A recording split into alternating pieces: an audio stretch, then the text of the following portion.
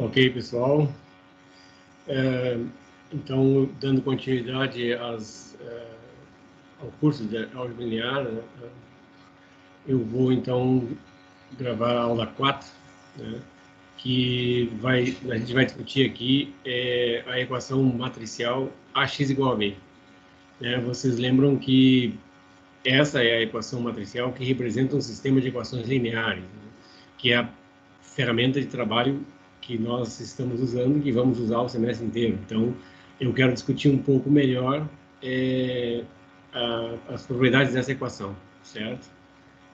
A minha ideia é sempre, né, deduzir, né, construir, digamos assim, uma teoria robusta para que eu possa depois aplicar nos problemas de álgebra linear propriamente dito. Então, eu vou começar aqui fazendo um link desta aula 4 com a aula 3. Né? Na aula 3, a gente viu que escrever um vetor, né, a ideia era escrever um vetor do Rn como combinação linear de uma lista de vetores fixos. Né? A gente fixava, dava certo número de vetores e queria verificar se um certo vetor é ou não combinação linear daquela lista. E, digamos, para verificar esse tipo de coisa, a possibilidade de escrever, a gente viu que isso era equivalente a discutir o tipo de solução, ou seja, se o sistema, né, verificar que um certo sistema tem solução. Tá? E aí, as soluções particulares, né, a existência de uma solução particular permite você escrever, e cada solução particular dá uma forma de escrever, certo? Na aula de hoje, eu quero, via essa nova interpretação da equação matricial AX igual a B, que representa um sistema de equações lineares, eu quero, digamos assim, fundamentar, digamos assim, melhor o que se fez na aula passada. Talvez não tenha ficado muito claro, né, qual é a relação que existe entre sistemas de equações lineares e a decisão, né, de escrever algum vetor como combinação linear de uma lista, né? Por que dá para fazer, etc. Tá? Então, eu acho que a aula de hoje esclarece um pouco melhor, né, o que a gente fez na aula passada. Tá? Então, a primeira coisa que eu quero fazer é entender um pouco a multiplicação matricial de uma outra maneira, certo? Provavelmente, todo mundo que chegou aqui na escola básica multiplicou matrizes usando aquela regra de multiplicação as entradas de uma linha vezes multiplica as entradas correspondentes de uma coluna da segunda matriz e você faz o somatório desses produtos, né? Então, eu quero, digamos assim, vou fazer um exemplo aqui, né? Vou pegar duas matrizes pequenas, vamos dizer assim, vou botar aqui 2, menos 1, 0, 3, 1, menos 2, tá? Essa aqui é uma matriz, eu não quero, como eu já comentei em momentos anteriores, acho que nas aulas de atendimento, quando a gente quer tentar deduzir coisas sobre matrizes, é bom tomar matrizes não quadradas, assim, não tem o mesmo número de linhas e colunas, para a gente não ser levado a concluir coisas que poderiam não ser verdade. Tá? Então, aqui eu vou botar assim, 5, menos 2, 3, 0, 1, 2. Tá? Então, eu quero multiplicar essas duas matrizes, certo? Provavelmente o que você faz, como eu tinha dito antes, digamos assim, deixa eu mudar a cor aqui. Provavelmente o que você aprendeu, o que você faria aqui para multiplicar matrizes, você multiplicaria as entradas desta linha, por exemplo, pelas entradas desta coluna, tá? E você vai, com isso, você vai conseguir obter a primeira entrada, né? A entrada da primeira linha e a primeira coluna da matriz resultante, certo? Então, se você fizer isso, aqui você vai fazer assim, vai ficar duas vezes o 5, vou botar entre parênteses aqui as entradas que vêm da segunda matriz, tá? Mais é 0 vezes o menos 2, tá? Mais uma vez o 3, certo? Então, você tem aí um elemento, certo? Agora você faz, né, a multiplicação das entradas dessa linha por essa coluna. E vai obter aqui o segundo, o elemento que está na primeira linha e segunda coluna. Tá? Quando eu multiplico linha 1 pela coluna 2, dá o elemento 1, 2 da matriz resultado, que está na linha 1 e coluna 2. Né? Então, isso aqui é 2 vezes 0, mais 0 vezes 1, mais 1 vezes 2. Tá? E eu obtive aí, né, a segunda entrada da matriz resultado. Agora, vou fazer em outra cor. Agora eu vou multiplicar as entradas da segunda linha pela primeira coluna. Então eu vou encontrar o elemento que está na segunda linha e primeira coluna da matriz resultado. Então isso aqui é menos 1 vezes 5, mais 3 vezes menos 2, menos 2 vezes 3, certo? E, por fim, agora eu vou multiplicar as entradas da linha 2 com a coluna 2. Tá? E vou obter o elemento que está na segunda coluna, segunda linha e segunda coluna da matriz resultado. Tá? Então, isso aqui é menos 1 vezes 0, mais 3 vezes 1, menos 2 vezes o 2. Certo? Tá, fazendo as continhas aqui, vamos só completar, né? O resultado, então, olhando para as contas que eu fiz, né? Aqui nós teríamos 10 mais 0 mais 13. Então, teria 13 aqui na primeira entrada. Tá? 13. Aqui é 0 mais 2. Então, aqui é 2. Aqui seria 5 menos 6 dá menos... Não, aqui é menos 1, né? Então, menos 5 menos 6 dá menos 11, com menos 6 dá menos 11, menos 6, menos 17, é isso? Tá? Aqui dá 0, 3 menos 4 dá menos 1. Tá? Só para a gente... Mas agora eu quero olhar, eu vou mudar de novo a cor, eu quero olhar para esta matriz, para essas contas que fizemos e observar o seguinte, ó. Eu também posso enxergar, observem, da maneira como eu fiz as contas, digamos, esta entrada aqui, tá?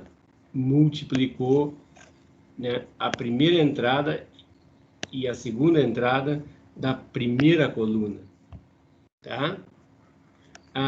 Esta entrada aqui, que é a segunda entrada da coluna que eu multipliquei, ela na verdade multiplica ambas as entradas da segunda coluna, certo? E esta terceira entrada aqui dessa coluna que foi multiplicada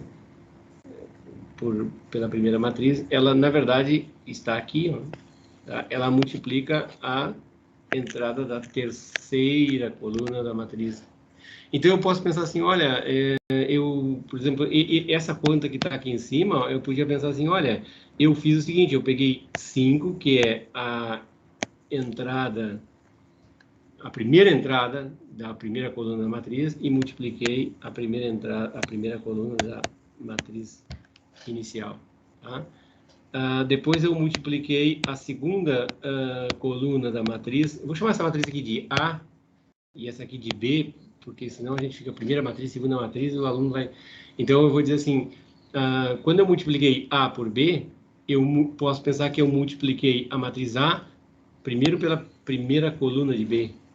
E a maneira de multiplicar essa primeira coluna foi multiplicar cada coluna da matriz A pelas correspondentes entradas da matriz A inicial, tá? O resultado disso aqui, ó, dá a primeira coluna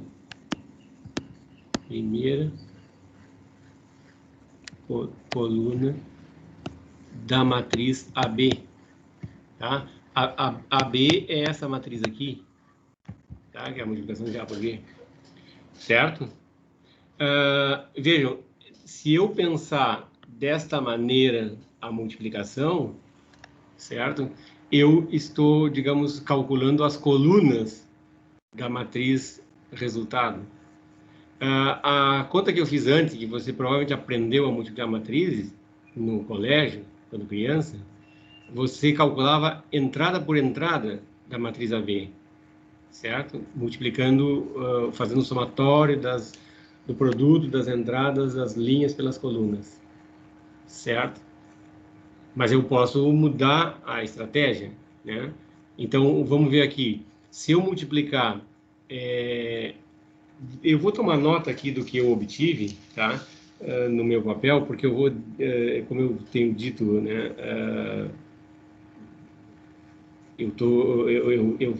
Eu estou riscando muito aqui na lâmina e lá pelas tantas eu tenho uma poluição aí grande.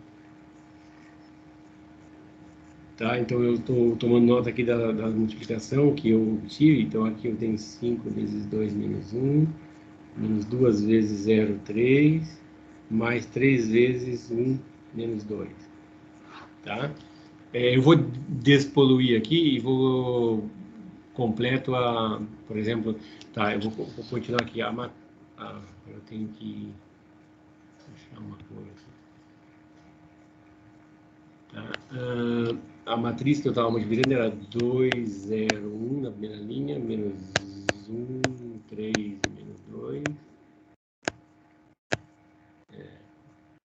Tá? Aqui 5 e 0, aqui menos 2 e 1, e aqui 3 e 2, tá? Ok. E eu estava multiplicando assim, né? Agora deixa eu botar a cor que eu estava usando, tá? Eu estava multiplicando assim, a primeira coluna, então essa aqui era a matriz A, essa aqui era a matriz B, certo? Então a primeira coluna da matriz AB, tá? Eu estou afirmando que assim, você multiplica esse cara pela primeira coluna de A. Então 5 vezes 2 menos 1, tá? Multiplica esse sujeito pela segunda coluna de A. Então, vai ficar menos 2 multiplicado por 0,3. Tá? Então, a ordem das entradas da coluna do B multiplica a respectiva coluna da matriz original, da primeira matriz A. Tá? Então, aqui 3 multiplica o 1 e o menos 2. Tá? Bom, se eu fizer essas contas, ó, quando eu multiplico isto aqui, me dá uma matriz coluna. Quando eu multiplico isso aqui, me dá uma matriz coluna. Quando eu multiplico isso aqui, dá outra matriz coluna. Quando eu somo as três, dá uma matriz coluna. Tá? Que vai ser exatamente a primeira coluna da matriz AB. Porque, vejam, o 5 multiplicou o 2, o menos 2 multiplicou o 0, o 3 multiplicou o 1, que era exatamente o que eu fazia aqui, né? O 2 multiplica o 5, o 0 multiplica o menos 2, o 1 multiplica o 3. Tá? Então, eu tenho que achar aqui, ó, dá 10, 0, 3, então vai dar o 13, que eu já tinha achado. E aqui embaixo dá menos 5, menos 6 dá menos 11, dá menos 17. Tá? Então, eu posso vir aqui e dizer, olha, a primeira coluna da matriz AB é 13 menos 17. Tá? Que é o que eu tinha encontrado antes.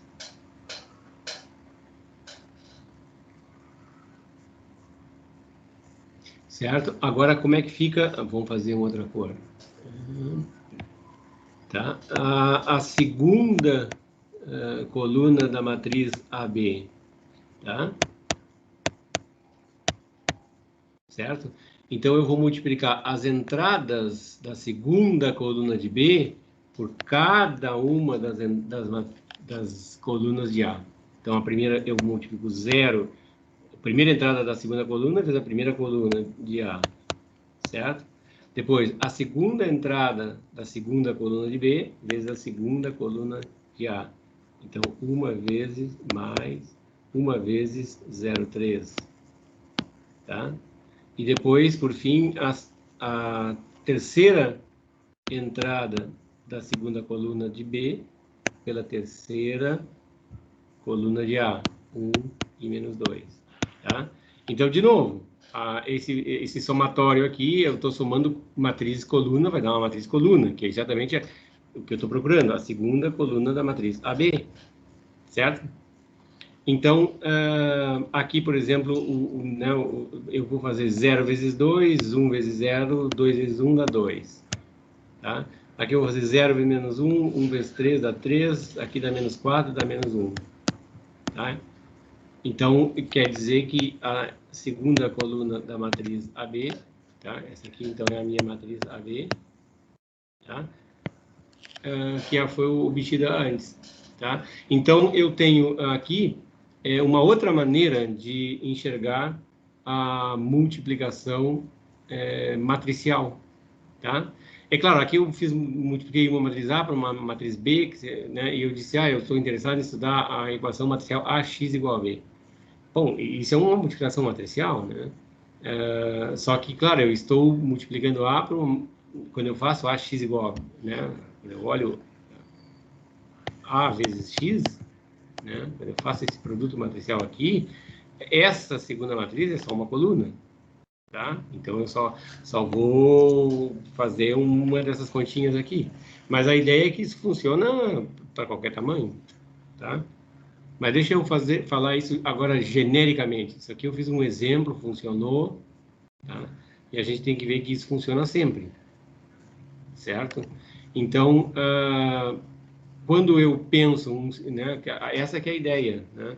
Eu vou, digamos, representar sistema de equações lineares por equações matriciais, onde aqui, ó, está envolvido a matriz A, que tem, né, vai ser uma matriz A de ordem M por N, tá? Que eu vou multiplicar essa matriz que eu estou representando por X em negrito, que ela é N por 1, tá? Então, essa aqui é uma matriz que tem uma coluna só, tá?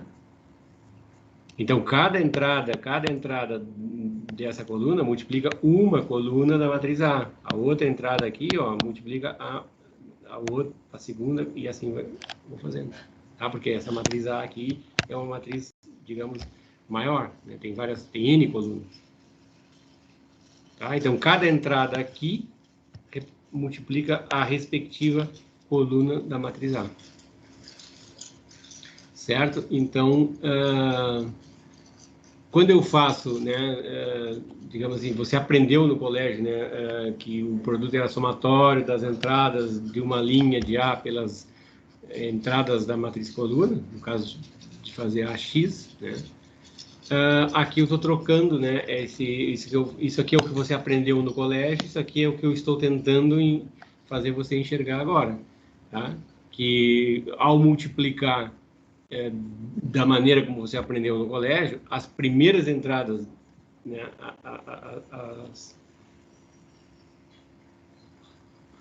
a primeira entrada de X multiplica as colunas, né, uma coluna inteira, tá? É o que eu escrevi aqui, tá?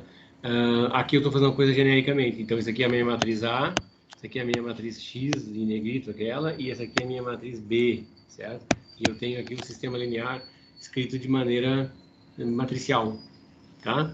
Então, nesse primeiro momento, eu estou pensando na multiplicação das linhas de A pela coluna da matriz X, que só tem uma, tá?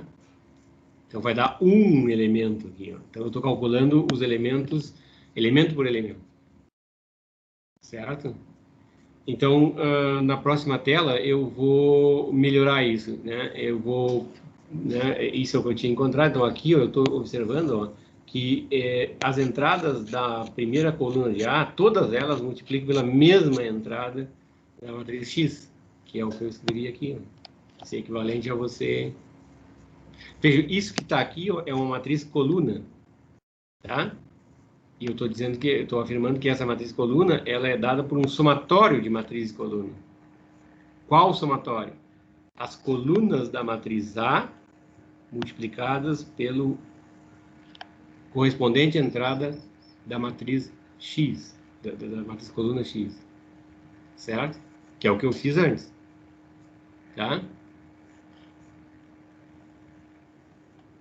Então, o que eu estou dizendo aqui é que encontrar a solução de um sistema, você tem, digamos, um sistema linear, A, X igual a B, tá? Essa matriz X aqui, digamos, ela é uma matriz, digamos que estou trabalhando aqui com N variáveis, tá? N variáveis. Tá? Então, o que é uma solução? Uma solução é uma upla ordenada do Rn,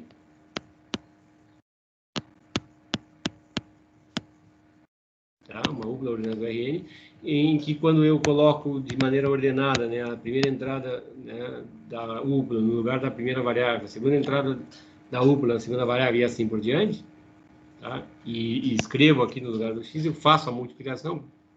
Agora é uma multiplicação de duas matrizes com entradas reais, tá? Então eu tenho onde é que tá aqui? Deixa eu excluir. O que eu tenho aqui é algo assim, ó. Se eu escrever, digamos assim, a primeira coluna de A é um vetor, né? A segunda coluna de A é um segundo vetor, vamos pensar assim, tá? Digamos, tá, a enésima entrada é um Vn aí, tá? Eu estou multiplicando, então, agora pela solução particular, alfa 1, alfa 2, etc., alfa n, tá?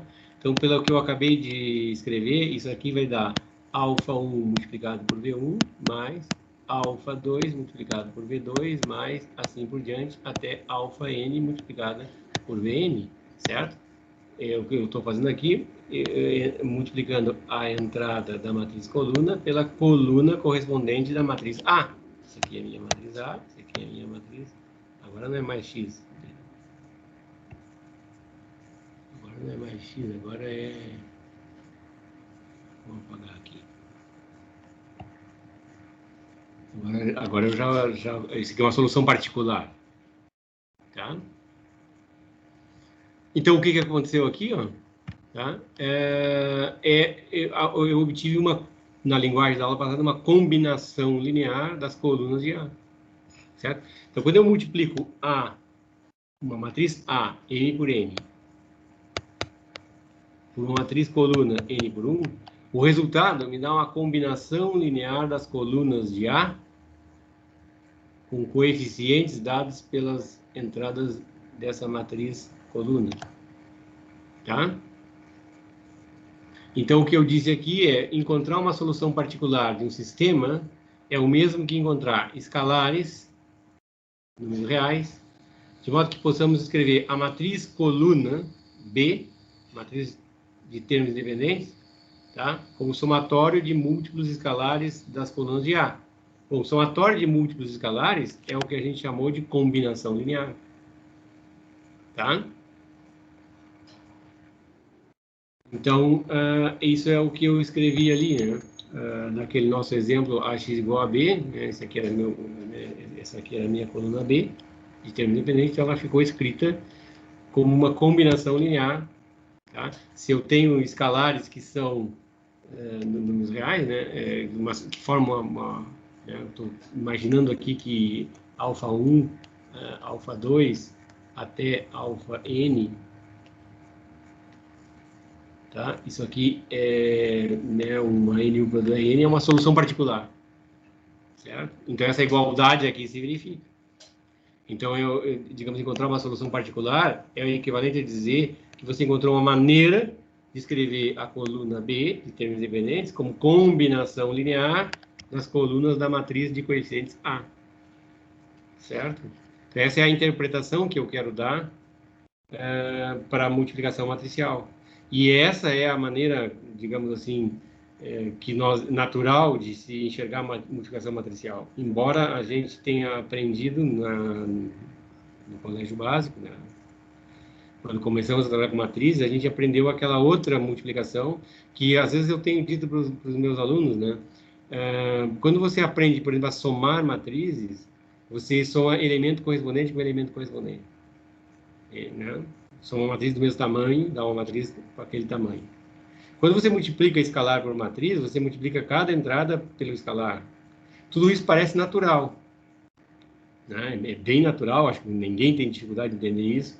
Agora, quando você vai multiplicar duas matrizes, aí aparece uma regra estranha, né? Você tem que... Cada entrada de um produto é o somatório das entradas de uma linha pelas entradas da coluna da segunda matriz, etc. A pergunta natural que alguém podia fazer é por que alguém inventou essa regra esquisita de multiplicar matrizes? Por que a gente não multiplica primeira entrada com a primeira entrada, segunda entrada com a segunda entrada, terceira entrada com a terceira entrada e assim por diante? Igual se faz na soma. Por que alguém inventou isso? Tá? Não sei se algum de vocês se fez essa pergunta uma vez na vida. E não sei se alguém respondeu para vocês essa pergunta. Certo? A ideia é que essa maneira como eu estou tratando a multiplicação agora é a maneira natural de você entender multiplicação matricial, tá? Porque a ideia é o seguinte: quando você define um conceito, no caso multiplicação de matriz, esse conceito tem que servir para alguma coisa, tem que modelar alguma coisa, né? A gente se define multiplicação de matriz elemento a elemento, como faz na soma, isso não representa nada de importante, não tem aplicação nenhuma para esse tipo de regra. Ela tem boas propriedades, mas não serve para nada, não modela coisa nenhuma. Então, pronto, não se usa. Isso que nós estamos fazendo aqui, vocês vão ver mais para frente, que essa multiplicação matricial, ela, na verdade, representa a composição de funções que preservam a estrutura vetorial. É isso. E a maneira de enxergar esse tipo de coisa é enxergar multiplicação matricial como uma forma de você montar combinações lineares de vetores. São exatamente as colunas da matriz A. Certo? Mas isso é uma conversa para algumas aulas à frente. Tá? Então, eu afirmo que essa é a maneira natural de se multiplicar matrizes. Não é aquela que você aprendeu quando criança. Certo? Talvez a outra maneira seja mais fácil de memorizar ou algo assim, e por isso as pessoas preferem. Na verdade, existe uma aplicação para aquilo, que nós também vamos ver mais para frente, mas, por enquanto, a melhor forma de enxergar a multiplicação matricial é essa aqui, e no final da aula vai ficar claro por quê. Então, agora eu vou pegar um exemplo, né? Eu estou afirmando aqui, montei um sisteminha e estou afirmando que essa UPLA 111 é uma solução particular do sistema, tá? Bom, por que isso é verdade? Porque se eu multiplicar, né, matricialmente, esse sistema aqui é 1, 2, 1, a matriz de coeficientes, depois é menos 1, 1, 2, e depois é 2, menos 1, menos 1, certo? Que eu estou multiplicando a matriz 1, 1, 1, né? E quero ver quanto dá isso, tá? Certo? Se der a matriz de termo independente, então é uma solução particular. Se não der igual, não é, tá? Mas o que eu estou fazendo aqui? Multiplicando a primeira entrada pela primeira coluna, a segunda entrada pela segunda coluna, a terceira entrada pela terceira coluna, certo? Que é o que eu fiz aqui embaixo, tá? E aí eu somo essas, né? Eu multiplico aqui por 1, multiplico aqui por 1, multiplico aqui por 1 e somo essas matrizes, deu essa. Então, é uma solução particular, tá?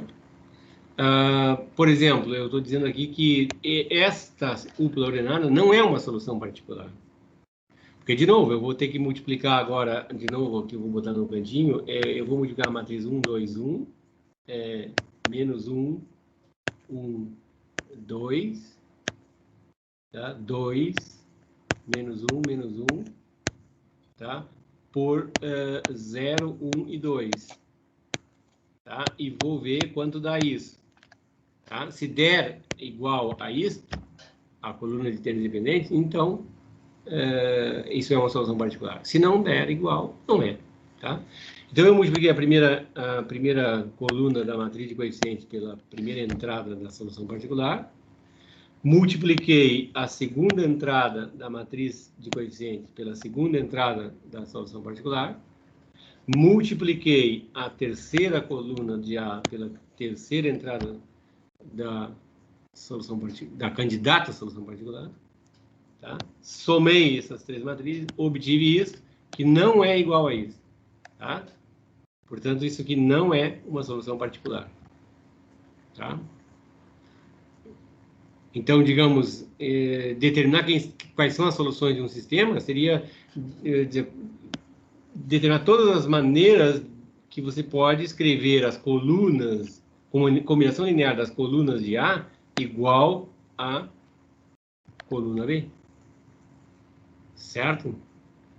Então, aqui, a ideia é a seguinte: qual é a interpretação que eu tenho nesse digamos, ótica, nesse contexto para os tipos de solução, né? Quando o sistema, digamos assim, AX igual a B não tem solução, ou seja, ele é um sistema impossível, significa que o vetor B não é combinação linear das colunas de A. Certo? Quando ele é possível, é porque o B é uma combinação. Depois que ele é uma combinação, pode acontecer duas coisas. Ou ele é uma combinação linear que pode ser escrito de uma única maneira pelas colunas de A, ou tem uma infinidade de maneiras diferentes de construir combinações lineares de A que resultam na matriz B. É isso. Tá? Então, aqui, digamos, eu coloquei numa observação, mas esse é o principal resultado talvez um dos principais resultados da aula de hoje. Tá? E que a gente vai ter que saber isso o tempo todo. Tá?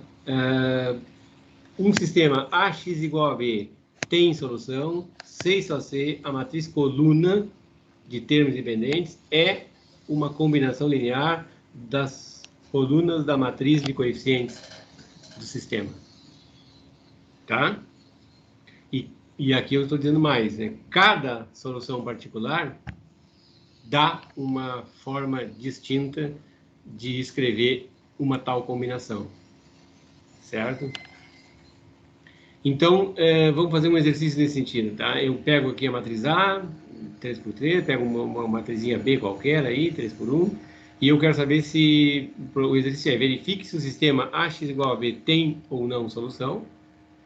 Eu podia perguntar assim, verifique se a matriz B, 4, 11, 2, é combinação linear dos vetores 1, 2, menos 1, 1, 3, 1, 2, 5, 0. Esse é o tipo de exercício que a gente fez na aula passada, né? A aula passada a gente tentava decidir se um certo vetor, tá, é ou não combinação linear de uma lista de vetores dados. Certo? Então, claro, se de fato ele é uma combinação, eu quero escrever o B como uma tal combinação. Então, pelo que acabamos de discutir, tanto hoje quanto na aula passada, esse exercício aqui tem duas tarefas, né? A primeira delas é decidir se tem ou não solução, tá? A segunda é escrever B como combinação. Então, a primeira coisa, a gente vai decidir se esse sistema é possível ou impossível. Se for possível, eu vou atrás de para fazer essa escrita, como está dito aqui em cima, ó, tá? Eu vou atrás de uma solução particular. Tá? Basta eu encontrar uma solução. Se eu olhar para o sistema e enxergar uma solução, pronto, eu já sei montar a combinação linear, não preciso fazer conta nenhuma. Em geral, a gente não consegue achar uma solução olhando o sistema, então por isso a gente tem que fazer conta. Tá? Então eu começo assim, operando nas linhas da matriz completa. Aqui eu botei aumentada, né? Matriz completa. Tá? Matriz completa, matriz aumentada é a mesma coisa. Né? Então, essa aqui é a matriz completa do sistema. Tá? Eu fiz aqui uma sequência de operações elementares, né? Aqui está o meu pivô, eu primeiro zerei esses dois, tá? Depois apareceu esse cara aqui é o meu pivô, com ele eu zerei aqui embaixo, tá? E aí eu vou deixar aqui, você pode fazer as continhas em casa e verificar, né, as operações elementares que foram usadas aqui, etc. Tá? Mas a ideia é o seguinte, ó, como essa matriz aqui completa, da forma escalonada, não tem pivô, se você olhar para essa coluna aqui, não tem nenhum pivô aqui, esse sistema é possível. Tá? Então, né, então eu vou botar assim, AX igual a B é possível. Que foi o que foi perguntado. passado, né? Ou seja, isso aqui está dizendo B é combinação linear das colunas de A. Certo? É a mesma coisa. Tá? Então, eu respondi a primeira parte do exercício, eu respondi de maneira afirmativa, e, portanto, agora eu vou resolver o sistema, achar alguma solução particular. Tá? Então, aqui eu estou dizendo que eu escrevi, né, a mão ali, eu resolvi a primeira parte do exercício, né, ele tem solução. Tá? Então, agora aqui, né, para escrever B como combinação linear das colunas de A, o que você precisa? Eu preciso encontrar solução particular. Tá? Então, o que nós vamos fazer aqui? Eu, trabalhando de maneira genérica, eu vou até a forma escalonada reduzida na matriz completa, porque nesse ponto eu sei enxergar soluções. Tá? Então, continuando o processo, tá? Essa aqui era a forma escalonada que nós tínhamos encontrado, certo? Os pivôs aqui é este e este. Então, agora, ó, na coluna desse pivô, ele é a única entrada não nula. Na coluna desse pivô, ele é a única entrada não nula. Tá? Então, essa é a forma escalonada reduzida. Tá? Então, aqui eu sei enxergar as soluções, ó, porque essas duas colunas aqui que não tem pivô correspondem a... desculpe. Aqui eu não vou ter aquele risquinho, né? Porque isso aqui, essa última coluna aqui é por termo de evidência, tá? Então, olhando para esse sistema aqui, então vamos despoluir aqui. Tá? Olhando para esse sistema aqui, para essa matriz aqui, então aqui está o risco aquele, tá? Esse sisteminha aqui, ele quer dizer o seguinte, ele quer dizer x1 mais x3 igual a 1, tá? x2 mais x3 igual a 3, tá? Então, daqui você deduz as soluções, né? A primeira variável x1 é igual a 1 menos x3, tá? A segunda variável x2 é igual a 3 menos x3, tá? E x3 é uma variável livre, tá? Então, essa aqui é, digamos, a solução geral do sistema, tá?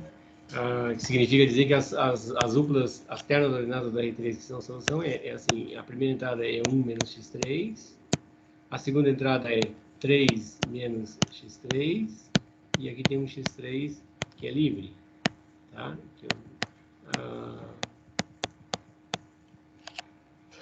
Certo? Então, essa é a solução geral, tá? Então, como eu já fiz antes, né, eu preciso de uma solução particular. Aqui, isso aqui está me dizendo que esse sistema tem infinitas soluções. Então, o que eu vou concluir é que tem infinitas maneiras distintas de escrever B como combinação linear das colunas de A. Certo? Para cada escolha que eu fizer do x3, eu tenho uma forma diferente de escrever B como combinação linear das colunas de A. Que é o que eu vou fazer agora, a partir de agora. Eu vou escolher uma solução particular. Tá? Escolher solução particular significa atribua para a variável livre um valor e calcule as outras dependentes, né? As variáveis dependentes. Tá? Então, aqui, o que eu fiz ali, né? Eu escrevi um conjunto de solução, tá? Para enxergar as soluções. Agora, eu vou atrás de uma solução particular, tá? Que aqui eu explico mais ou menos o que significa enquanto você atribui, né, para a terceira variável um valor qualquer, que é a variável livre, e descobre o valor das duas. Então, por exemplo, aqui eu peguei a terceira variável e chamei de menos 1, tá? Então, se essa aqui é menos 1, aqui a primeira vai ficar 1 menos 1, que é 2, tá? Então, esse é o valor da primeira variável. A segunda variável é 3 menos o menos 1, que dá 4. Então, isso aqui é o valor da segunda variável. Tá? Então, eu descobri o seguinte, olha, a terna 2, 4, menos 1 é uma solução particular. Tá? E aí, eu escrevo os termos independentes exatamente, né? Lembra, a solução particular era 2, 4, menos 1. Então, a primeira entrada multiplica a primeira coluna de A, a segunda entrada multiplica a segunda coluna de A, e a terceira entrada da solução multiplica a terceira coluna de A. Certo? É assim que eu monto a combinação. Tá, na verdade, sim, esse tipo de exercício, o aluno, quando resolve, ele pode fazer as contas, né? Você opera isso aqui e verifica se dá essa. Se deu, você acertou, não tem erro nenhum de conta. Se não deu certo, você verifica as contas, né? Certo? Então, aqui eu observo isso que eu chamei a atenção agora, né? Nós, como temos infinitas soluções, tá? Esse sistema tem infinitas soluções, significa que não tem uma única maneira de escrever B como combinação linear exponencial.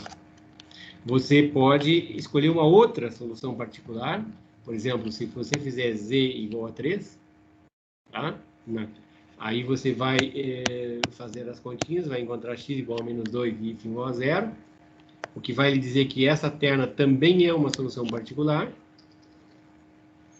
Tá? E aí você faz isso, a primeira entrada multiplica a primeira coluna de A, a segunda entrada multiplica a segunda coluna de A, a terceira entrada da sua solução particular multiplica a terceira coluna de A, certo? E, bom, você pode fazer a continha aí, né, multiplicar isso, essa coluna por menos 2, esta por 0, esta por 3, tem que dar esta aqui, certo? É isso que a teoria está dizendo, tá? Então, agora eu vou continuar aqui. Então, mais um exercício, né, conectando aí a teoria de sistemas lineares com estrutura vetorial. Tá? Aqui eu quis fazer o link, então, com a aula passada, né? A aula passada, a gente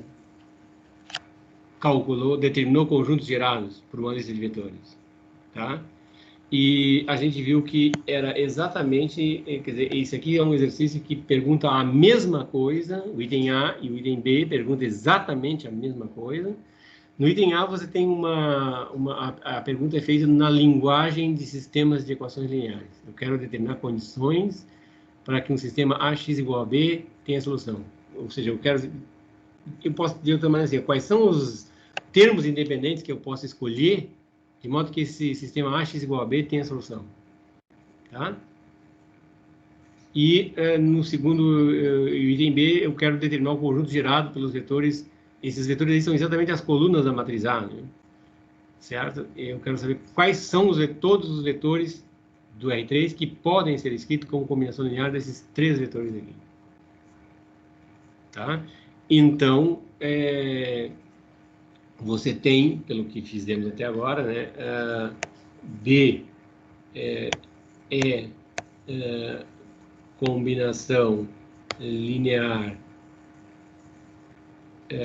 de V1, deixa eu ver, V1, V2 e V3, pelo que a gente acabou de ver, C e somente C, é o sistema linear, tá? Onde, digamos, aí eu vou escrever assim, ó,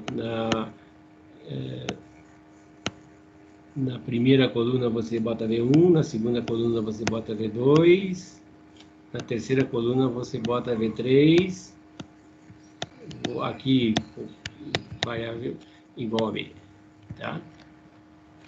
É possível.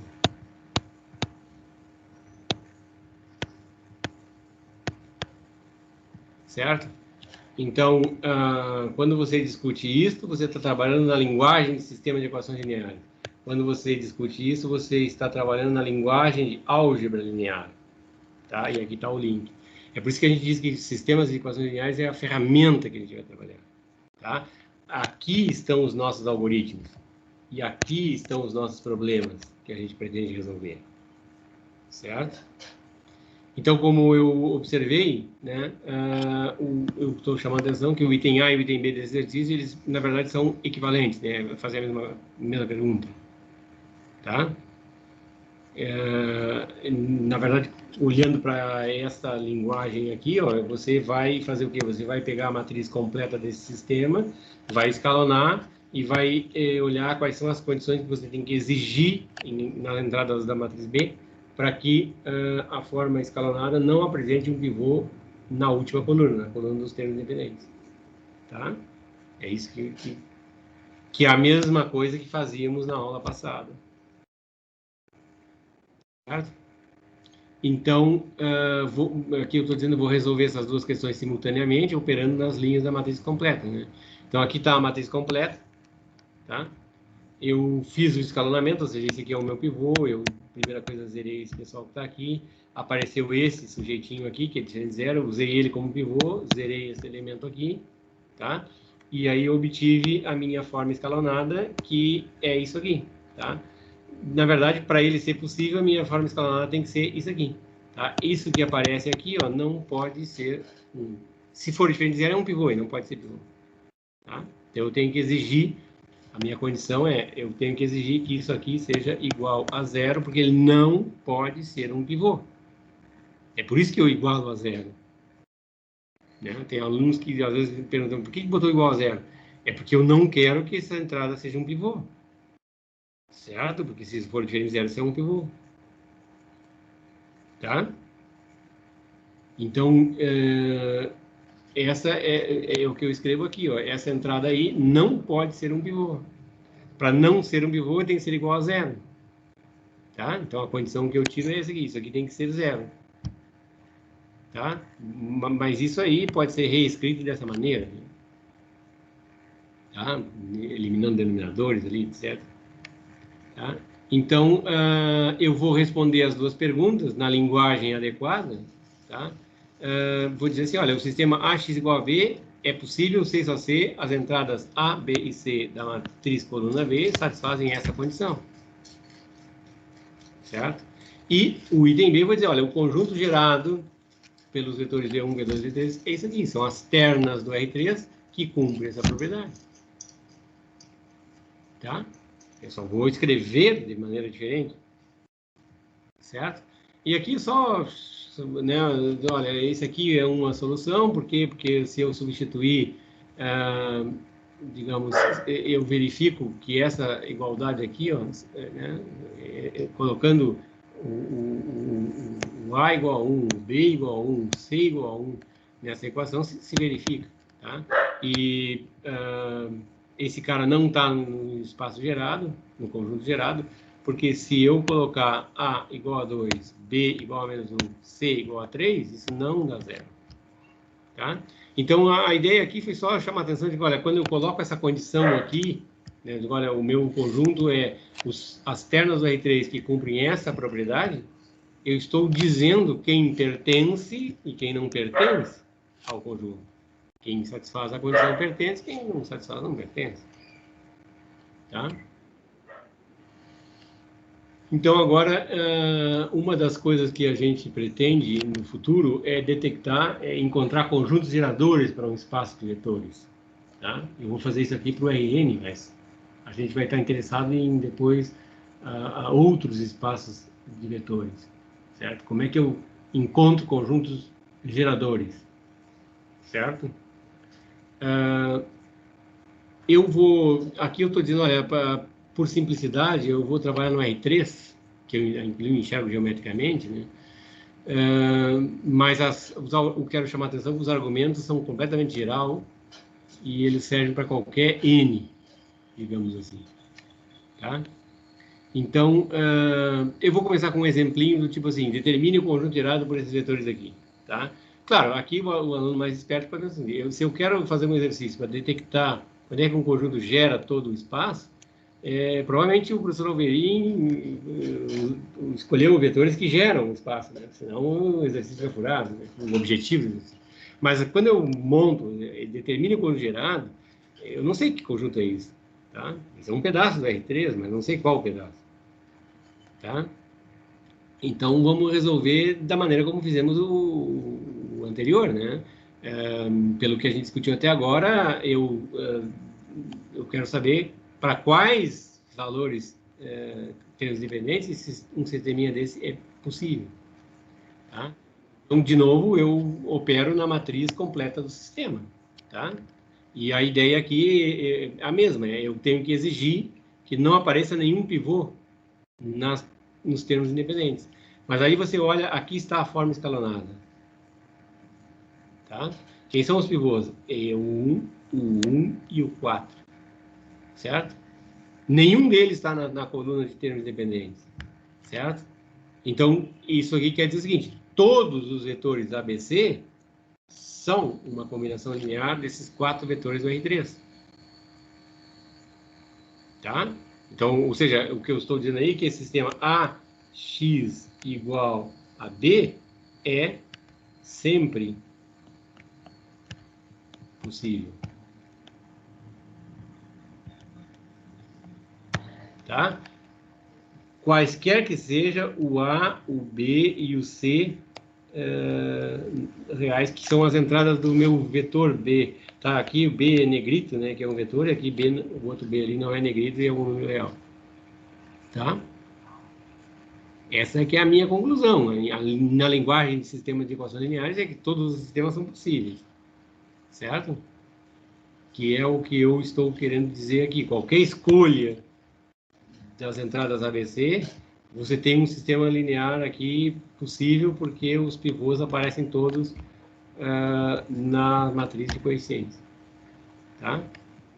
Então, a minha conclusão é essa aí. Todos os vetores do R3 são uma combinação linear desses 4 vetores. Significa dizer, então, que o R3 é o conjunto geral. Tá? Bom, agora voltando, eu queria detectar condições. Qual é a condição? Bom, a condição que eu tenho que exigir é essa aqui, ó, tá? A matriz completa, quando você escalona a matriz completa do sistema, os pivôs todos têm que aparecer aqui, tá? Agora deixa eu só despoluir aqui e agora vamos. Note que se você olhar só para esta parte aqui, ó, sem olhar para a coluna, digamos que você tapa, né, com um papel aí, tapa essa última coluna. O que você tem aqui é o escalonamento da matriz A, certo? Então essa matriz aqui, ó, é uma forma escalonada da matriz A de coeficientes, tá? Então, uma outra maneira de dizer assim, olha, quando você escalona a matriz completa e não aparece pivô na coluna de termos dependentes, é equivalente a dizer que todos os pivôs apareceram na matriz A. E isso aí significa dizer que uma forma escalonada de A tem um pivô em cada linha. Certo? Porque a primeira entrada não nula de cada linha é o pivô. Se aparecer uma linha de zeros aqui, o pivô vai aparecer aqui. Agora, se não tem linha de zeros aqui, nunca vai aparecer um pivô nos termos independentes. Certo? Então, se eu garantir que a matriz de coeficientes, que eu estou chamando de A, a forma escalonada dela, né, a forma escalonada que eu obtive, tiver um pivô em cada linha, esse sistema vai ser possível, sempre. Qualquer que seja a turminha que você coloca aqui. Certo? Então, voltando, eu vou, então, num resultado aí, chama de teorema, resumir o que eu discuti na aula de hoje, até aqui. Tá? E aqui que eu digo que entra a parte genérica, né? O raciocínio que eu fiz, os argumentos que eu usei, foram todos no R3, depende da escolha que eu fiz, etc.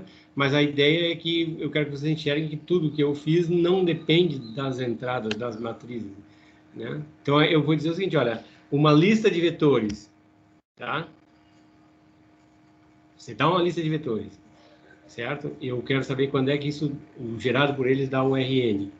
Tá? Então, para eu escrever o meu resultado, eu vou chamar de A, é a matriz que tem nas colunas esses vetores que eu dei. E B é uma matriz genérica, certo? B é uma matriz genérica, certo? Então, o que eu posso dizer? Eu posso dizer o seguinte, ó, eu quero caracterizar quando é que o gerado por essa lista de vetores dá o RN todo, tá?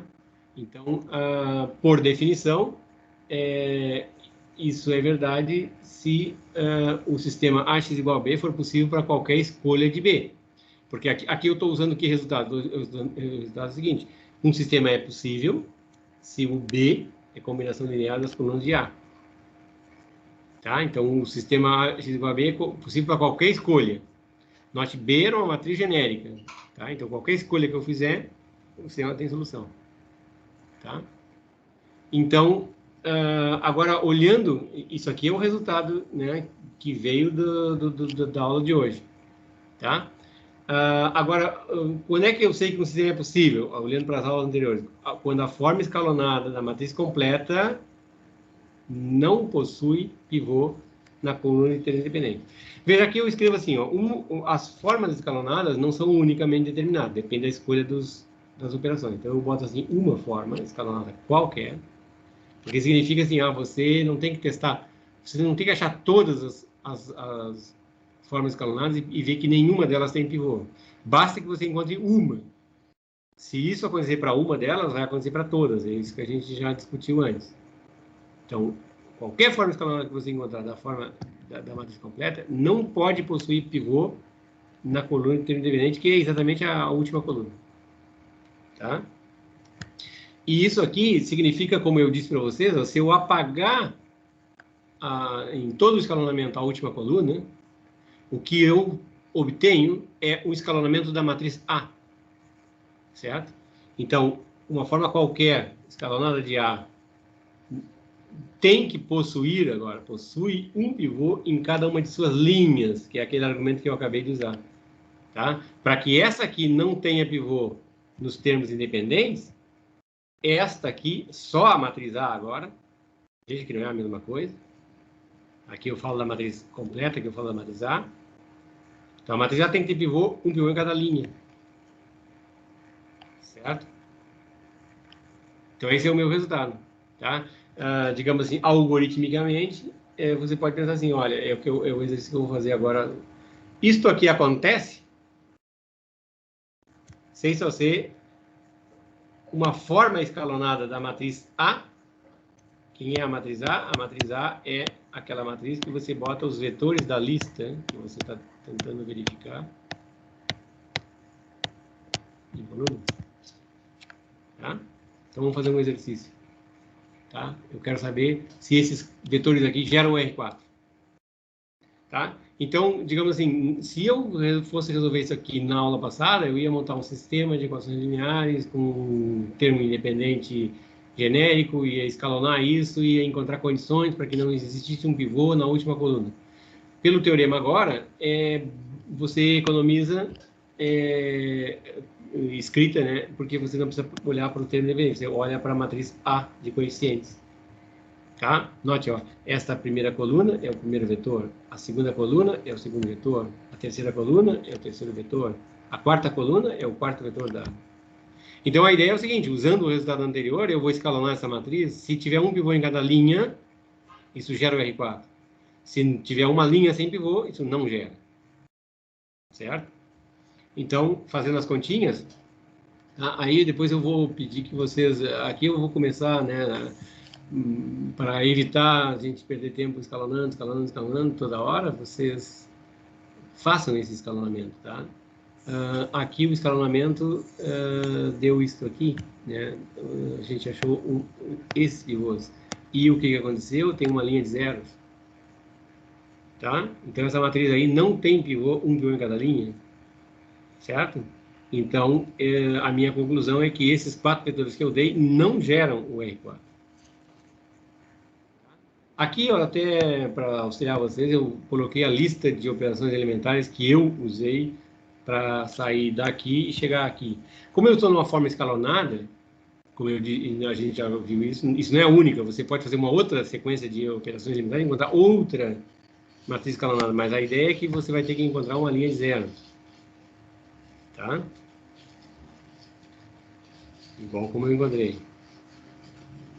Na verdade, mais, né? Você vai ter que encontrar pivôs na primeira, segunda e quarta coluna. Tá? Então, a minha conclusão, né, é que como a forma escalonada da matriz A, né, quem é a matriz A? A matriz A é a matriz que tem esses vetores nas suas colunas. Tá? Se não tem um pivô na última linha, então a minha conclusão é que eles não geram o R4. Tá? Esse conjunto de vetores não é um conjunto gerador de R4. Tá? E, digamos, eu vou finalizar a aula de hoje olhando para, digamos assim, uma propriedade fundamental do produto matricial, quando eu multiplico matriz por vetor, matriz por matriz coluna, que é exatamente o fato dela preservar a estrutura vetorial. Tá? Vamos ver o que significa isso. Tá? A ideia é o seguinte, ó, fazendo de maneira genérica, tá? Você tem aqui uma matriz A, que tem uma coluna 1, que eu vou chamar de V1, porque isso é um vetor, uma coluna 2, que eu vou chamar de V2, que é um vetor, até uma coluna VK, certo? E você vai... Então, essa aqui é uma matriz que tem, digamos, vamos supor que esses vetorzinhos aqui são todos do Rn, então ela é uma matriz N por K. Então, eu estou multiplicando aqui uma matriz alfa 1, alfa 2, até alfa N. Então, eu estou multiplicando a matriz N por 1. Tá? Isso aqui, como eu vi, isso dá uma combinação da alfa 1 V1 mais alfa 2 V2 mais etc. até alfa K VK. Certo? Então, o que significa dizer que preserva a estrutura vetorial? Significa dizer que preserva a soma de vetores. Tá? Então, deixa eu só fazer uma continha aqui. Assim. Então, você pega, por exemplo, a matriz A, essa aí que, digamos, tem vetor V1, eu vou botar assim, até VK, tá? E você está multiplicando pela soma de vetores. Tá? Você vai multiplicar isso por um vetor alfa 1, alfa 2 até alfa N, tá? Somado com o vetor beta 1, beta 2, etc., beta N. Tá? Se eu aqui estou chamando essa matriz de A, isso aqui é, digamos, um vetor U, vamos chamar de U, e esse aqui é um vetor que eu vou chamar de W. Tá? Então, eu estou multiplicando A pela soma de vetores. Então, eu estou multiplicando A pela diagonal de um paralelogramo. Tá? Então, quanto é que dá isso? A gente, digamos, para economizar aqui, bom, tudo bem, talvez não seja bom economizar nessa hora. Tá? Então, aqui a matriz tem K colunas. Tá? Então, eu estou multiplicando por um vetor. Esse vetor é a soma desses dois. Então, aqui vai aparecer assim, a primeira entrada é alfa 1 mais beta 1. Aqui é alfa 2 mais beta 2, etc. Até alfa N mais beta N. E pelo que a gente acabou de ver, isso aqui é alfa 1 mais beta 1 vezes V1, mais, aqui vai ser alfa 2 mais beta 2 V2, mais, etc. até alfa K mais beta K vezes VK. Certo? E agora eu uso propriedades operatórias dos vetores, né? Isso aqui, você multiplica esse por esse, dá alfa 1, V1. Multiplica esse por esse, dá alfa 2, V2. Multiplica, né, esse por esse, vai dar alfa K, VK. Certo? E depois você coloca a multiplicação por beta, né? Beta 1, V1, mais, etc. Aí beta 2, V2, beta 2, beta-k, vk. Tá? Agora vou mudar a cor aqui e já, né, isso que está aqui é A vezes U. Isso que está aqui é A vezes V. Tá? Então, despoluindo né, o que eu provei foi que A, quando você multiplica a matriz A por U mais W, isso deu AU mais AW. Tá? Na linguagem vetorial significa o seguinte, ó, isso eu quero dizer que a multiplicação por matriz por vetor preserva a soma de vetores. Porque somar os vetores e aplicar a matriz A dá o mesmo que aplicar a matriz A em cada vetor e depois somá-los.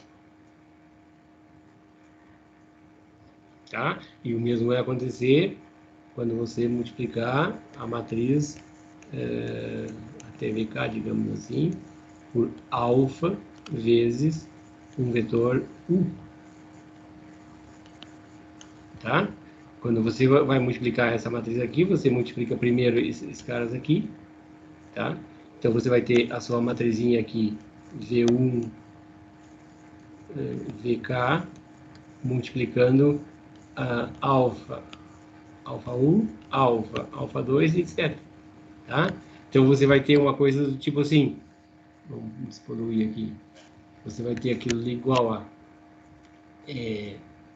alfa 1, que multiplica V1, mais alfa 2, que multiplica V2, mais, etc., até alfa K, que multiplica VK. Agora, você lembra de uma das propriedades operatórias, né? Quando você tem um produto multiplicando um vetor, isso aqui você pode escrever assim, alfa 1, V1, mais alfa 2, V2, mais alfa K, VK. Certo? E aí, como agora isso aqui são tudo números reais, né? Como o alfa aparece, você pode botar ele em evidência, ele aparece multiplicando todas as parcelas de uma soma.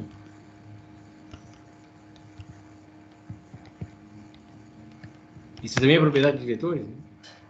Certo? E aí, então, isso aqui, o que é? É alfa A vezes U. Tá? Então, a ideia é, quando você multiplica A por um múltiplo escalar de U, você multiplica U pelo escalar e depois aplica a multiplicação por A, ou multiplica A por U e depois você multiplica pelo escalar.